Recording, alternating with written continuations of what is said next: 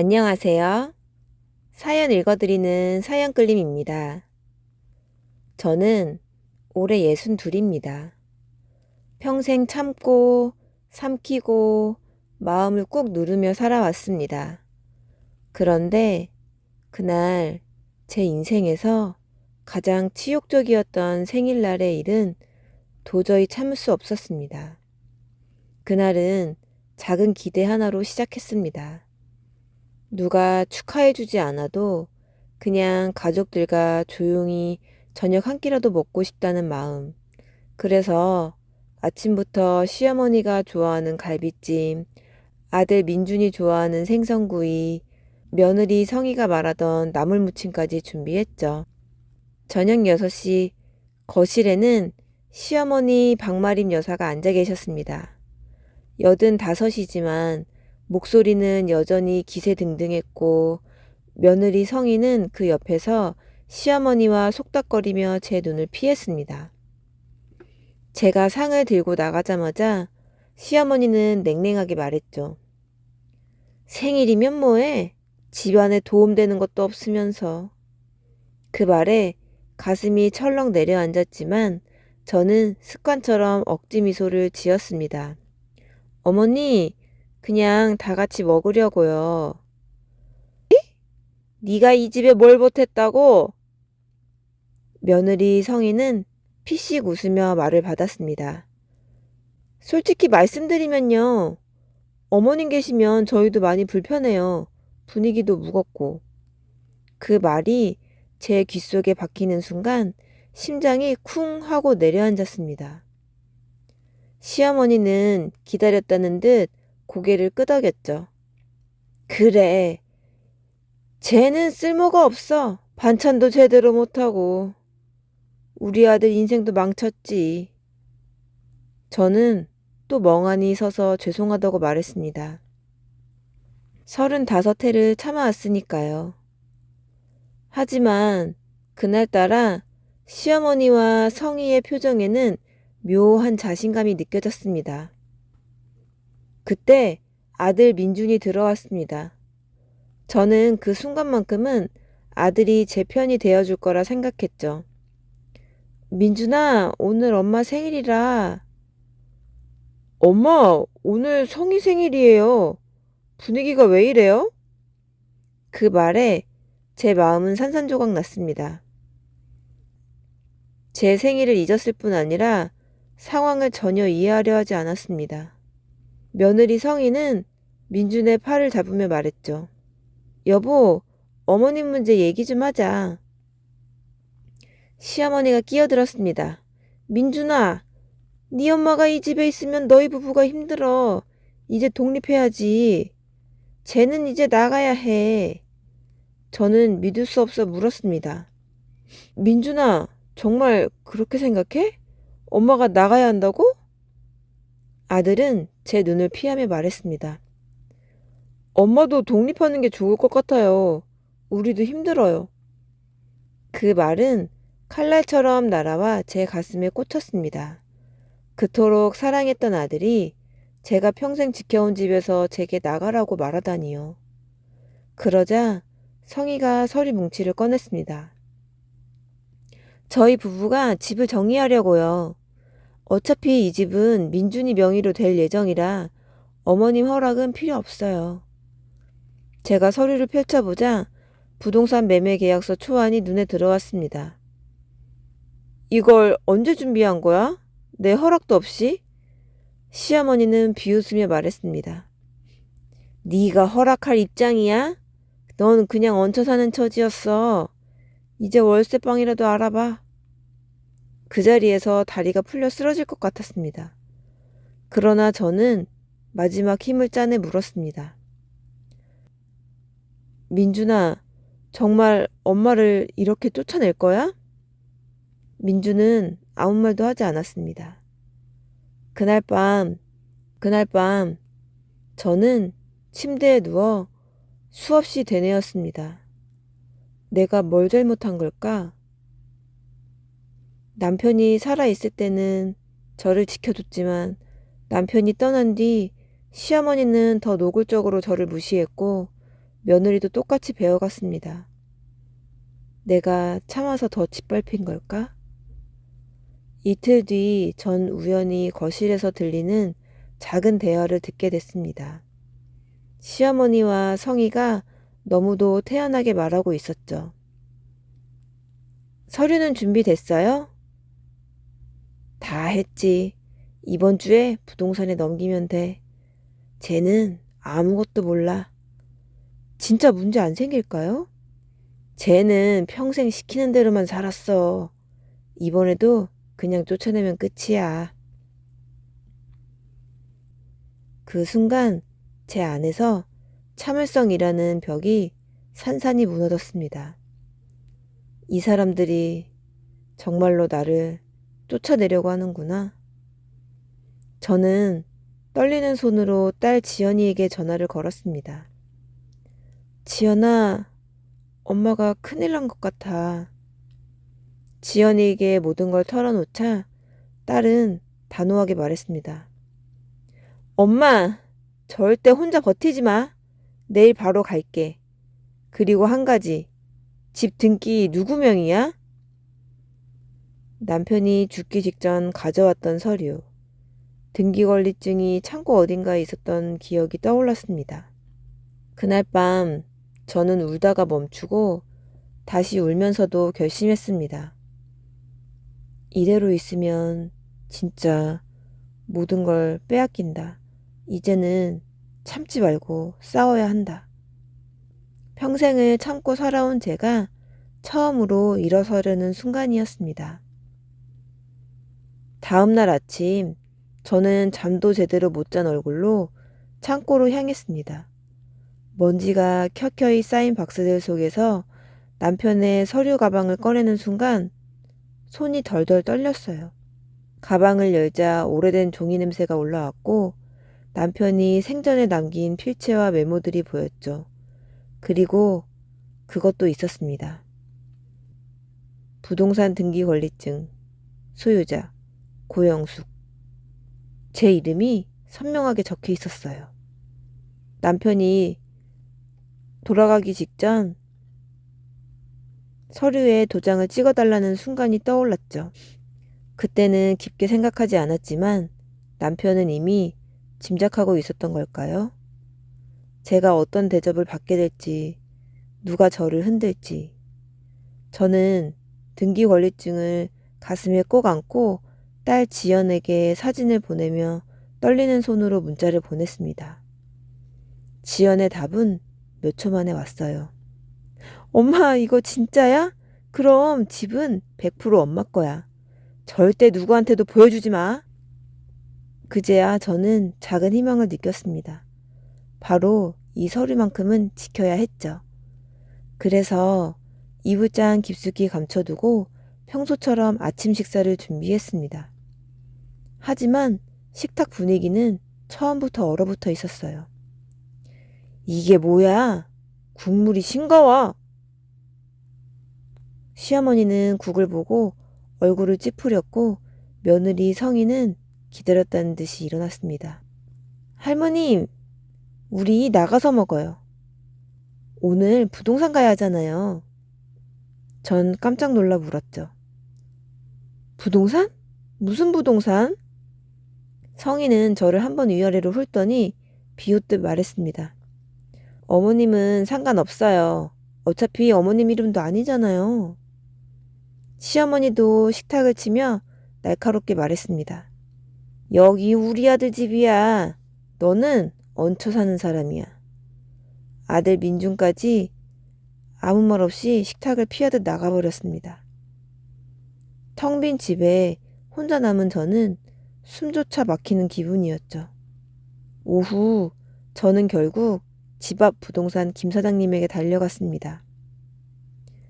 이 집 등기 제 이름 맞나요? 그럼요. 고영숙님 단독명이에요. 남편분 돌아가시기 전에 바뀐 걸로 나오네요. 그 말을 듣자 온몸에서 힘이 빠져 주저앉을 뻔했습니다. 그럼 제 허락 없이는 절대 못 파는 거죠? 절대요. 도장과 신분증 없이는 불가능합니다. 그렇게 확인하고 돌아오는 길 불안은 조금 가셨지만 이상한 기운은 여전히 어깨에 걸려 있었습니다. 그리고 집에 도착하는 순간 그 불안은 현실이 되었어요. 거실에는 시어머니, 며느리, 그리고 모르는 남자 한 명이 앉아 있었죠.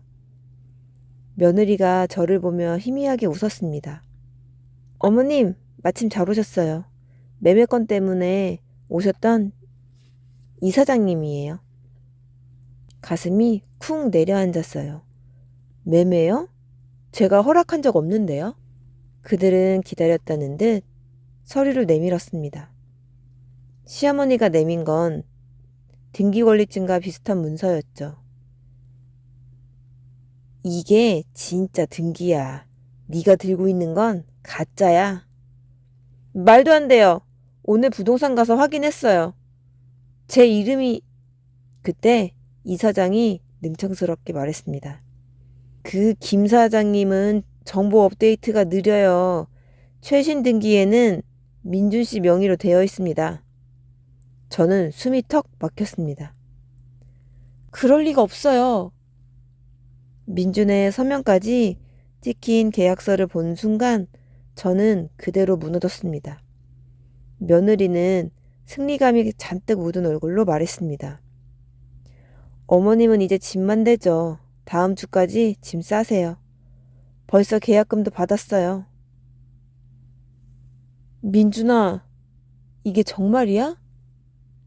하지만 아들은 제 눈을 피하며 말했습니다. 엄마가 계속 여기 있으면 우리도 힘들어요. 그 말은 제 가슴을 찢었습니다. 제가 지켜온 집, 제가 키운 아들, 모두 저를 밀어내고 있었죠. 그날 밤 저는 울다 지쳐 이불을 뒤집어 썼습니다. 하지만 한 가지 사실이 머릿속을 떠나지 않았어요. 등기는 쉽게 바꿀 수 없다. 누군가 거짓말을 하고 있다는 확신이 들었습니다. 그래서 다시 숨겨둔 등기권리증을 꺼내보며 결심했습니다. 내일 지연이 오면 모든 걸 확인하러 가야지. 절대 당하고만 있진 않을 거야. 그날 밤 저는 두려움 대신 싸울 준비를 하며 눈을 감았습니다. 제 삶의 가장 치열한 전쟁이 시작되려 하고 있었죠. 다음 날 아침 현관문이 열리자마자 딸 지연이 뛰어들어왔습니다. 저를 보자마자 가방도 내려놓지 않고 꼭 안아줬어요. 엄마 많이 놀랐지? 괜찮아. 한 품에 안기자 그동안 참았던 눈물이 또 쏟아졌습니다. 지연이의 체온을 느끼는 순간 그래, 나 혼자는 아니구나 하는 생각이 들었어요. 지연아, 나 이 집에서 쫓겨나는 줄 알았어. 엄마, 그런 일 절대 안 일어나. 이제부터는 내가 같이 있을 거야. 근데 엄마, 할머니가 등기가 바뀌었다고 했다며? 민준이 명의로 됐다면서 서류도 보여줬어. 지연은 단호하게 고개를 저었습니다. 엄마, 그거 100% 거짓말이야. 등기는 그렇게 쉽게 못 바꿔. 본인 도장, 본인 신분증 없으면 절대 안 돼. 엄마가 도장 찍은 적 없다면 아직도 엄마 집이야. 그 말에 조금 진정이 되면서도 불안이 완전히 가시지는 않았어요. 그래도 서류까지 보여줬는데 혹시 내가 모르는 사이에... 그러니까 지금 확인하러 가는 거야. 추측하지 말고 기록으로 보자. 등기권리증 챙기고 나랑 등기소 가자. 우리는 서둘러 옷을 챙겨 입고 등기권리증을 들고 집을 나섰습니다. 등기소 창구에서 번호표를 뽑고 기다리는 시간이 그렇게 길게 느껴질 수가 없었어요. 손에서는 땀이 나고 무릎은 덜덜 떨렸습니다. 직원에게 서류를 내밀며 조심스레 물었어요. 저 이 집 등기 현황 좀 볼 수 있을까요? 직원이 컴퓨터에 제 주민번호와 주소를 입력하더니 화면을 한참 들여다보더니 말했습니다. 네, 현재 소유자는 고영숙 님이세요. 단독명이고요. 최근 변경 내역 없습니다. 순간 숨이 턱 막혔다가 한꺼번에 풀리는 느낌이었어요. 정말, 정말 제가 맞나요? 네, 10년 전에 소유권이 이전된 이후로 등기는 한 번도 바뀐 적이 없습니다. 혹시 누가 바뀌었다고 했나요? 지연이 바로 끼어들었습니다. 어제 저희 할머니랑 올케가 저희 오빠 명의로 바뀌었다면서 가짜 서류 같은 걸 보여줬어요. 이런 건 어떻게 되는 거예요? 직원은 표정을 굳히며 말했죠. 등기부를 속이거나 가짜 서류로 남을 속이려 했다면 명백한 사기죠. 특히 부동산 사기는 형량이 꽤 무겁습니다. 그 말을 듣는 순간 전 가슴을 쓸어내렸습니다. 역시 거짓말이었구나. 내가 틀리지 않았구나. 지연이가 제 손을 꼭 잡고 말했어요. 엄마 봤지? 이 집 주인은 처음부터 끝까지 엄마야. 이제 더 이상 쫓겨난다고 생각하지 마. 오히려 저 사람들이 법적으로 문제야. 그럼 나 진짜 안 나가도 되는 거지? 당연하지. 엄마 허락 없이는 단 한 장의 서류도 효력이 없어. 엄마가 주인이고 엄마가 결정하는 거야. 등기소를 나서며 저는 처음으로 속 깊은 데서부터 힘이 올라오는 걸 느꼈습니다. 지금까지는 겁과 죄책감에 눌려 있었는데 이제는 싸울 수 있겠다는 마음이 조금 생겼어요. 집으로 돌아오니 거실에는 시어머니와 성희가 나란히 앉아 있었습니다. 우리가 들어서자 성희가 입꼬리를 씩 올리며 말했죠. 어머님 다녀오셨어요? 혹시 월세집 보러 다녀오셨어요? 그 말에 저는 피하지 않고 정면을 바라보며 말했어요. 성희야, 우리 얘기 좀 하자. 이야기요? 무슨 이야기요? 지연이가 가방에서 등기부등본을 꺼내 탁자 위에 올려놨습니다. 이 집 주인 이야기요. 방금 등기소에서 직접 뽑아왔거든요. 현재 소유자 고영숙, 최근 10년간 변경사항 없음. 이게 진짜예요. 순간 성희 얼굴이 굳어졌고 시어머니도 눈을 크게 떴습니다. 그게 무슨 소리야? 지연이가 봤던 서류를 떠올리듯 말했습니다. 어제 보여주신 오빠 명이라는 서류, 그거 가짜였죠? 등기소에서 전부 확인했어요. 시어머니가 벌떡 일어나며 소리쳤습니다. 거짓말! 내가 분명히 바꿨어! 민준이 이름으로! 할머니, 불가능해요. 엄마 도장도 신분증도 없이요? 그럼 설마 엄마 도장 위조했어요? 그 말에 시어머니는 얼굴이 하얗게 질리더니 네가 뭘 한다고! 하고 소리쳤습니다. 성희는 황급히 말을 돌리려 했죠. 아가씨 오해야. 우리가 그런 의도로 한 게 아니고 그럼 어떤 의도였는데요? 부동산 중개사까지 불러놓고 가짜 등기 서류 들고 와서 우리 엄마 쫓아내려 한 게? 성희는 입술만 달달 떨다가 말을 잇지 못했고 시어머니는 집안일을 왜 밖에서 들추냐? 라며 씩씩댔습니다. 그때 현관이 열리며 민준이 들어왔어요. 상황을 보고 멈칫하더니 눈치를 살폈죠. 지연이가 바로 물었습니다. 오빠, 어제 계약서에 서명했다며? 엄마 허락도 안 받고. 그건 할머니가, 그건 할머니랑 성희가 다 괜찮다고 그래서. 오빠, 이 집 엄마 명의인 거 알고 있었어? 등기에 엄마 이름 이렇게 박혀 있는 거? 등기에 엄마 이름 박혀 있는 거? 난 그냥 할머니가 정리하라고 해서. 지연이 목소리가 단호해졌습니다. 확인도 안 하고 서명부터 한 거네. 그 계약은 사기 계약이야, 오빠. 저는 조용히 아들을 바라봤습니다. 민준아, 엄마가 그렇게 쉽게 버릴 사람이었니? 아들은 고개를 떨군 채 떨리는 목소리로 말했습니다. 엄마, 미안해요. 진짜 미안해요. 아들이 제 앞에 무릎을 꿇었지만 전 예전처럼 금방 용서가 나오지 않았습니다.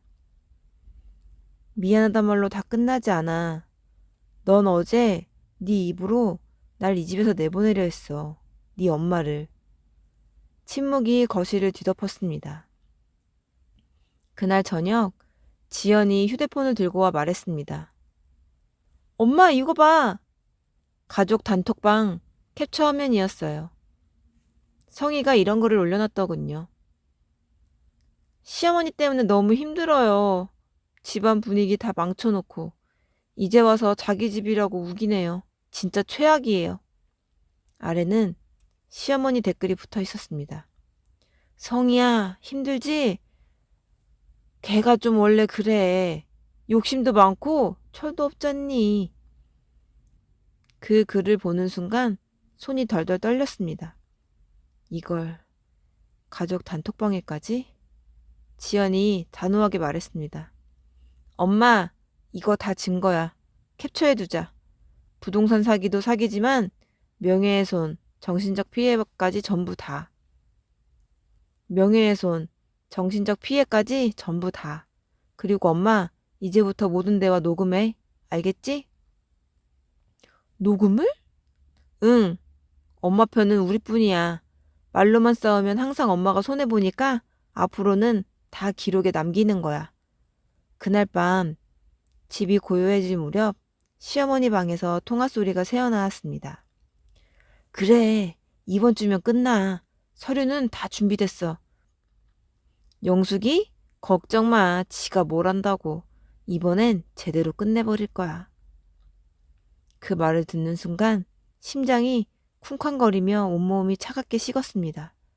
내쫓는 걸 넘어 또 다른 계획이 있다는 걸 느꼈어요. 저는 조용히 지연이를 깨웠습니다. 지연아, 할머니가 또 뭔가 꾸미고 있어. 이번 주면 다 끝난다면서 서류가 준비됐다고. 지연이의 얼굴이 딱 굳었습니다. 엄마, 이건 더 이상 집안 싸움이 아니야. 내일 바로 변호사 찾자. 법의 힘을 빌려야 해. 그날 밤 저는 거의 뜬 눈으로 새웠습니다. 하지만 전날과는 달랐습니다.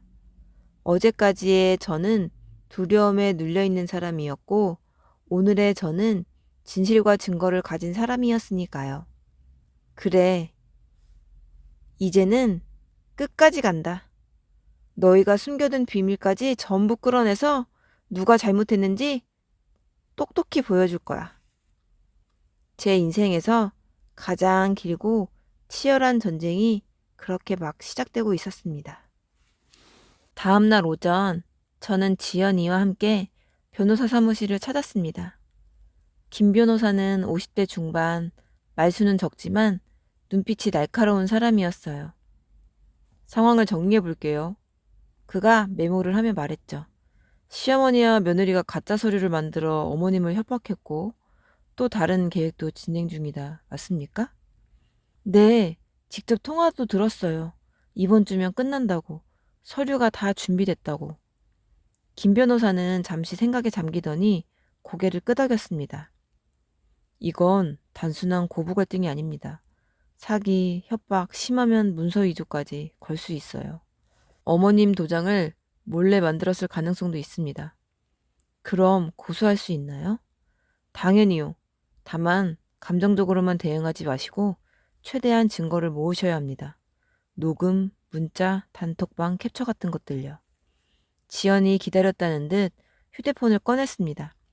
가족 단톡방에 우리 엄마 비방한 내용이 있어요. 이것도 증거가 되나요? 충분히 됩니다. 앞으로 재산, 집, 돈 이야기가 나오면 전부 녹음해 두세요. 그때 변호사가 한 가지 더 물었습니다.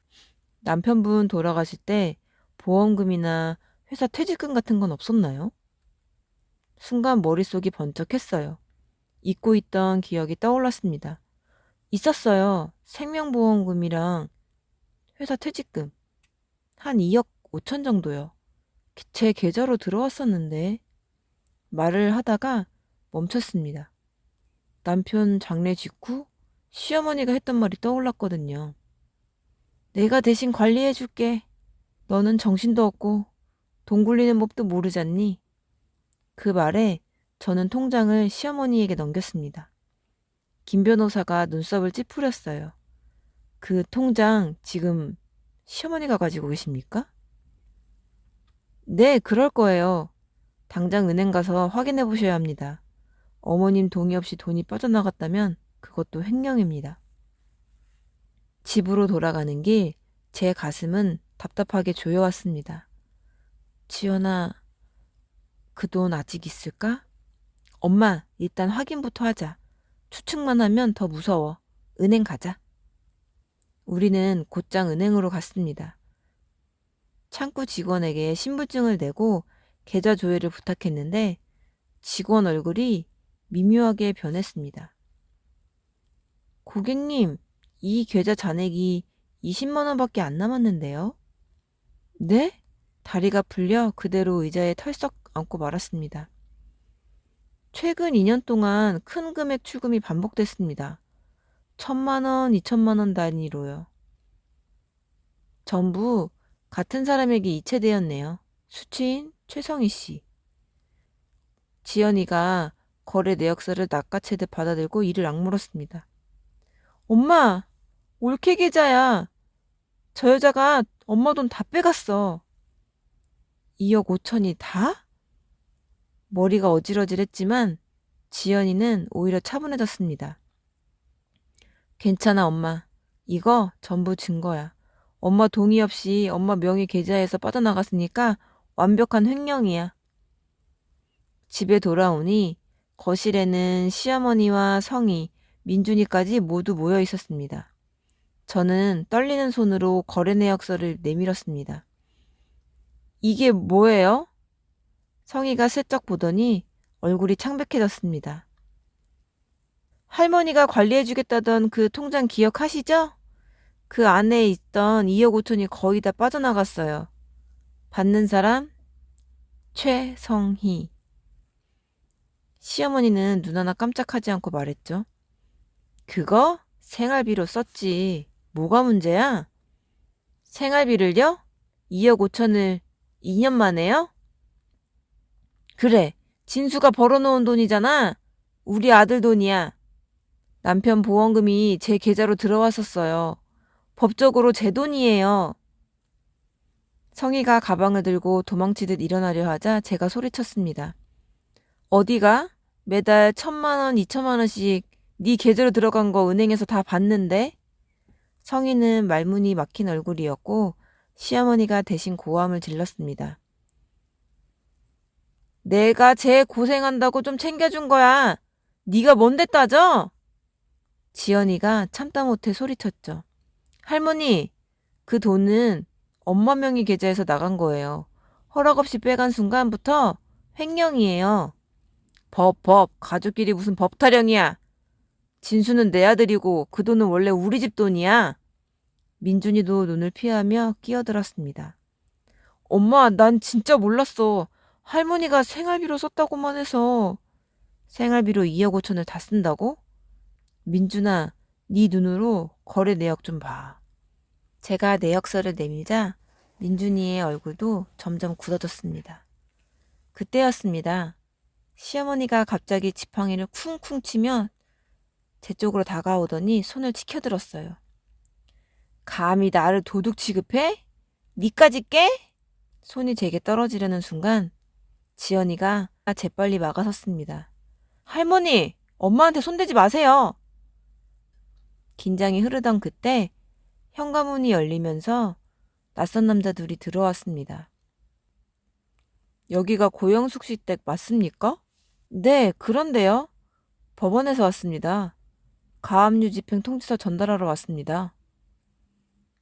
채무자 최성희 씨 관련 건으로 이 주택에 가압류가 신청됐습니다. 가압류요? 지연이가 서류를 받아 읽다가 얼굴이 굳었습니다. 엄마, 올케 이름으로 5억 대출이 있대. 5억? 성인은 5억? 성인은 그 자리에서 주저앉으며 떨리는 목소리로 말했습니다. 저는 그냥 할머님이 사업자금이라고 해서 제 명의로. 모든 시선이 시어머니에게로 향했습니다. 그런데도 시어머니는 비웃기만 했습니다. 사업하려면 돈이 있어야지. 걱정 마.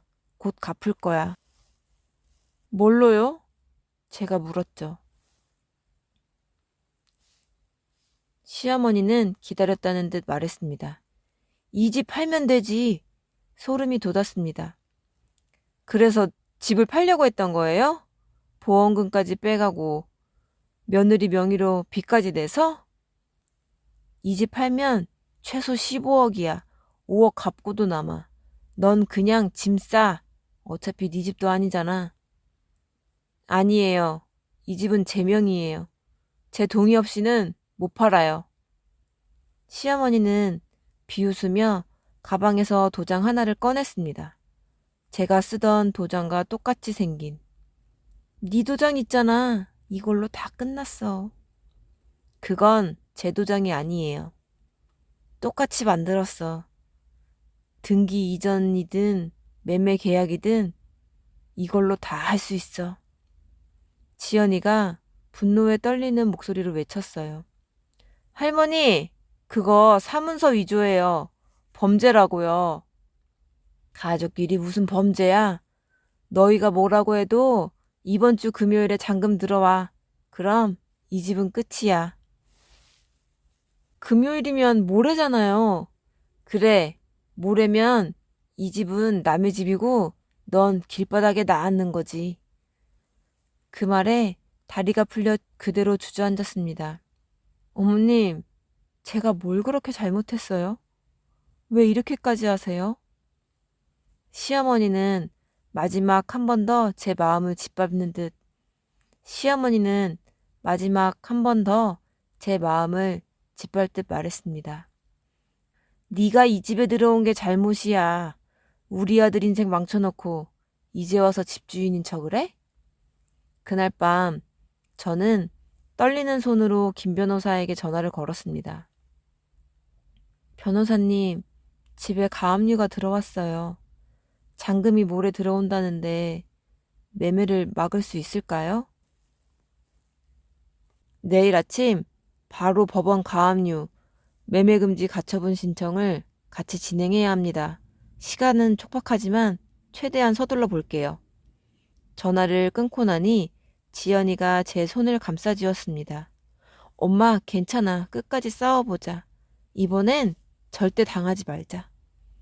하지만 제 머릿속에는 시어머니의 마지막 말이 떠나지 않았습니다.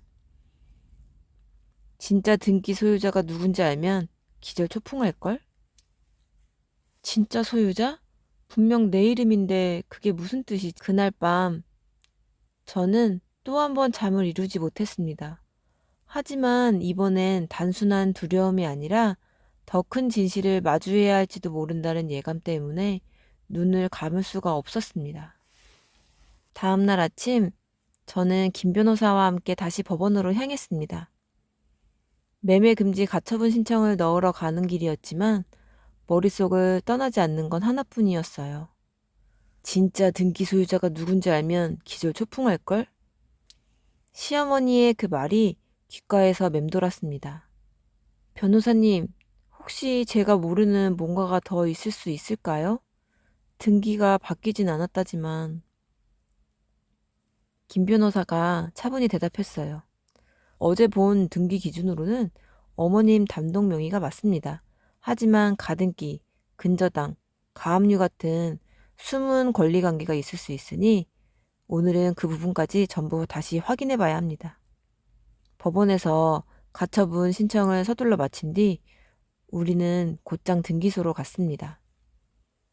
등기소 창구 앞에 서니 다시 한번 다리가 떨렸습니다. 직원이 제 서류를 받아 컴퓨터를 살피더니 갑자기 눈썹을 찌푸렸어요. 어? 이거 좀 특이하네요. 무슨 문제라도 있나요? 제 목소리가 떨렸습니다. 소유자는 고영숙님 맞는데요. 10년 전에 설정된 가등기 하나가 있네요. 권리자 이름은 박마림 씨. 가등기요? 변호사가 옆에서 설명해 줬어요. 어머님, 가등기는 쉽게 말하면 미리 잡아놓은 소유권 예약 같은 겁니다. 특정 조건이 충족되면 그때 소유권이 넘어갈 수 있다는 뜻이에요. 직원이 비고란을 확대해 보여줬습니다. 여기 특약 보시면요.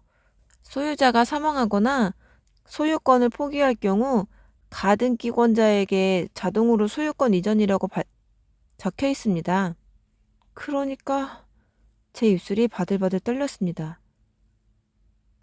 제가 죽거나 이 집을 포기하면 시어머니 것이 된다는 거네요. 네, 서류상으로는 그렇습니다.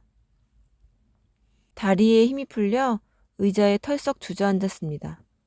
10년 전 남편이 병원에서 여러 서류를 내밀며 그냥 도장 찍어 하던 장면이 떠올랐어요. 그 옆에서 시어머니가 했던 말도요. 얘야, 이건 그냥 절차야. 네 이름으로 해놓는 대신 우리 쪽도 안전장치 하나는 필요하잖니. 그땐 그게 무슨 뜻인지도 모르고 그저 도장만 찍었죠. 김 변호사가 진지하게 말했습니다. 이건 어머님이 내용을 충분히 이해하지 못한 상태에서 시어머니가 자기 이익을 설정한 가등기로 보입니다. 사기성이 다분해요. 가등기 말소 소송을 걸 수 있습니다. 그럼 지금 당장 집을 뺏기진 않는 거죠? 당장은 아닙니다. 아직 본등기로 전환된 건 아니고 어머님 소유로 되어 있으니까요. 하지만 이 상태로 두면 나중에 더 큰 문제가 될 수 있어요.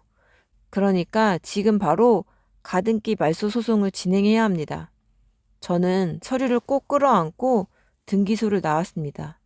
머릿속에는 오직 한 생각뿐이었어요. 집에 도착하니 거실에는 시어머니와 성희 그리고 이사장이 둘러앉아 있었습니다. 서류를 펴놓고 희죽거리며 이야기를 나누고 있었어요. 어머니, 제 목소리가 전과 달리 차갑게 나왔습니다. 시어머니가 귀찮다는 듯 고개를 돌렸죠. 왔어? 잘됐다. 내일 잔금 들어오니까 짐 챙겨놔. 저는 딱 한 단어를 꺼냈습니다. 가등기요. 뭐? 10년 전에 설정해 두셨죠? 제가 죽거나 집을 포기하면 집이 어머니 앞으로 넘어가게 해놓는 그 가등기요. 순간 시어머니 얼굴에서 웃음이 사라졌습니다. 그걸 어떻게 알았어? 오늘 등기소에서 전부 확인하고 왔어요. 어머니가 제 남편 뒤에 숨어서 제 도장 받아낸 것도요. 성희가 눈을 동그랗게 뜨며 물었어요. 할머님, 가등기가 뭐예요? 그게 우리한테 좋은 거예요? 조용히 해. 네가 뭘 한다고 끼어들어? 그때 김 변호사가 현관문을 열고 들어왔습니다. 박머림 씨 그리고 최성희 씨 두 분 다 이제부터 수사 대상입니다. 이사장이 벌떡 일어나며 말했어요. 저는 그냥 시킨 대로 매매 계약 진행한 사문서 위조, 사기, 그 방조까지 다 같이 들어갈 수 있습니다. 김 변호사가 단호하게 잘랐어요. 시어머니가 지팡이를 내리치며 소리쳤습니다. 증거가 어디 있어? 니들이 뭘 한다고?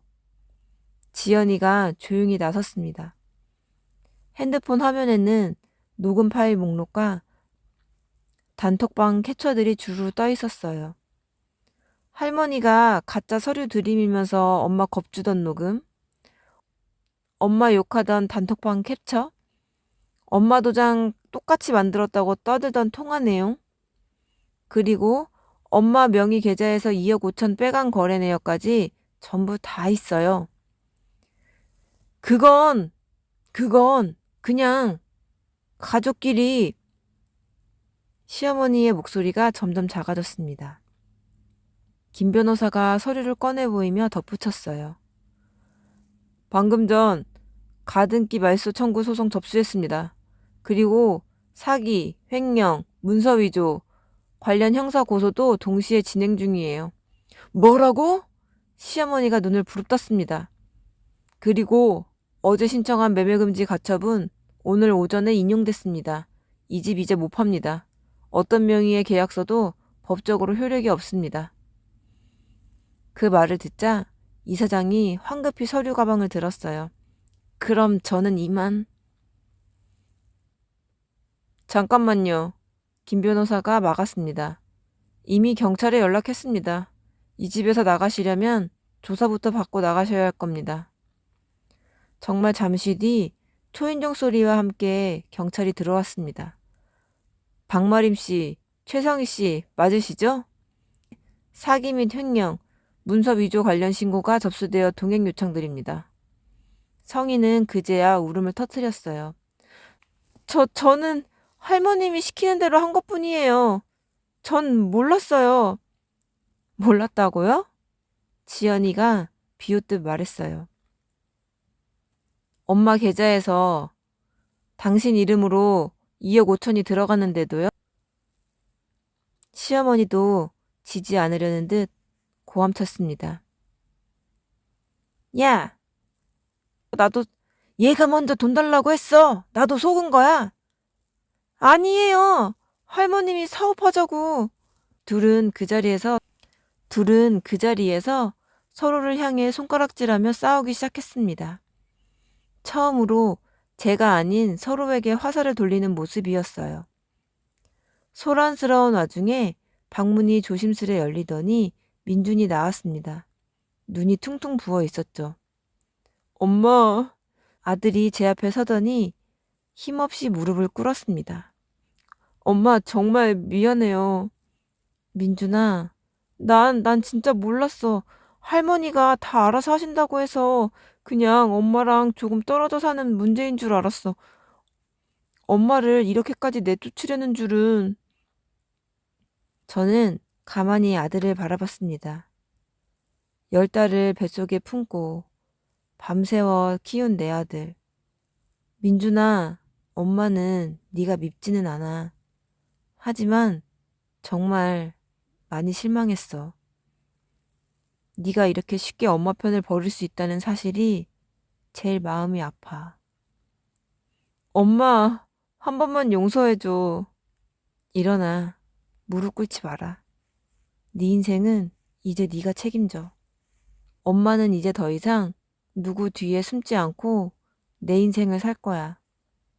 그 말에 민준이는 울음을 삼키며 고개를 숙였습니다. 경찰이 시어머니와 성희를 데리고 나가며 집안은 조용해졌습니다. 시어머니는 끝까지 뒤를 돌아보며 소리쳤어요. 야! 네가 이긴 거 아니다. 내가 살아있는 한. 하지만 전 더 이상 대답하지 않았습니다. 이제 그 말에 상처받을 제가 아니었으니까요. 2주 후 법원에서 가등기 말소 판결이 나왔습니다. 시어머니가 제게 충분한 설명도 없이 자신의 이익을 위해 가등기를 설정했다는 점이 인정되었어요. 2억 5천 횡령 부분도 유죄로 인정되어 성인은 징역형을, 시어머니는 집행유예를 선고받았습니다. 집으로 돌아온 날 지연이가 따뜻한 차 한 잔을 내밀며 말했어요. 엄마, 이제 진짜 끝났어. 이 집은 온전히 완전히 엄마 거야. 그래, 그런데 이상하다. 후련한데 어딘가 허전하네. 그럴 수밖에. 엄마는 평생 참는 쪽을 선택해 왔잖아. 저는 창밖으로 들어오는 햇살을 한참 바라봤습니다. 엄마는 참는 게 미덕인 줄 알았어. 참으면 언젠가 인정받고 사랑받을 줄 알았지. 근데 아니더라. 내가 참을수록 사람들은 나를 더 만만하게 보고 더 세게 밟더라. 지연이가 제 손을 꼭 잡았습니다. 이제는 엄마를 위해 참지 말고 엄마를 위해 선택해. 그게 진짜 사랑이야, 엄마. 그 말이 가슴 깊이 파고들었어요. 민준이는 성희와 이혼 절차를 밟고 있다고 합니다. 몇 번이고 찾아와 용서를 구했지만 저는 말했어요. 시간이 필요하다. 엄마가 너한테 다시 웃어줄 수 있을지 지금은 잘 모르겠어. 시어머니는 결국 요양원으로 갔습니다. 가끔 지연이 손에 이끌려 면회를 가기도 하지만 이제 그 앞에서 무릎 꿇고 사과하는 일은 없을 거예요. 거실 거울을 보니 예전과 다른 여자가 서 있었습니다. 어깨는 여전히 축 처졌지만 눈빛은 달라져 있었어요. 엄마 뭐 해요? 지연이가 웃으며 물었습니다.